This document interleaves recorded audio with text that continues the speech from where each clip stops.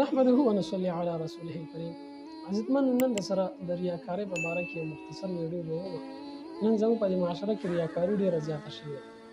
عزتمن حدیث کې راځي نبی اکرم صلی الله علیه وسلم ارشاد مبارک دی چې الله پاک ستاسو مالونو او ستاسو شکلونو ته نه ګوري، بلکې ستاسو عملونو او ستاسو زړونو ته ګوري چې آیا دغه عمل د چا دپاره شوی دی، د ریاکارۍ دپاره شوی که الله د رضا دپاره شوی.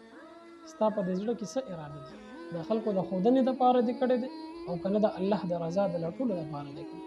نو که کوم عمل د خالص د الله د رضا دپاره وي نو الله پاک په هغې باندې اجر او ثواب ورکوي، او کوم عمل کې ریاکاري وي د خلکو د ښودنې دپاره وي نو الله پاک په هغې باندې خو ثواب بیخي نه ورکوي، الټه پې عذاب او پکړ دی.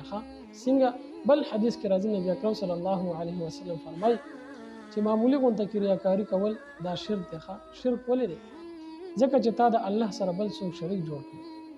دغه کار دا ستا د الله د رضا دپاره ونه ګرځېدو بلکې د خلکو د ښودنې دپاره دی کړي. نو د خلکو د ښودنې دپاره یو عمل کول دا داسې چې د الله سره شریک جوړول دي. نو دې د وجې نه د ریاکارۍ نه ځان ساتل پکار دی. دغه شانتې یو بل حدیث کې راځي نبي اکرم صلی الله علیه وسلم نه تپوس وکړی چې ایمان څه څیز دی. نبی اکرم صلی الله علیه وسلم ورته جواب کې وفرمایل چې اخلاص سره چې کوم عمل وشي خالص د الله د رضا دپاره نو دغه عزتمن نو دغه سړی کامیاب دی. دغه شانتې بل حدیث کې راغلی چې کله نبی اکرم صلی الله علیه وسلم حضرت معاذ رضی الله عنه د یمن حاکم جوړ کړل او یمن ته استولو، نو حضرت معاذ رضی الله عنه ورته وفرمایل چې یا رسول الله صلی الله علیه وسلم ما ته څه نصیحت وکړه. نبی علیه الصلاة والسلام ورته وفرمایل چې په دین کې کارونو کې اخلاص خیال ساته، یعنی لږ شانتې عمل په اخلاص سره کول دا هم کافي دی.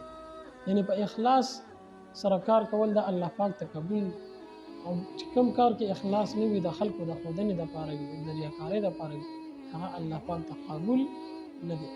نو موږ ته پکار ده چې په هر یو کار کې خالص د الله د رضا دپاره د خلکو د ښودنې دپاره یو عمل هسې هم کوو خالص د الله د رضا دپاره وکړو نو هم ثواب دی، هم اجر دی، او هم کامیابي ده پکې عزتمند. الله دې موږ له په دې باندې عمل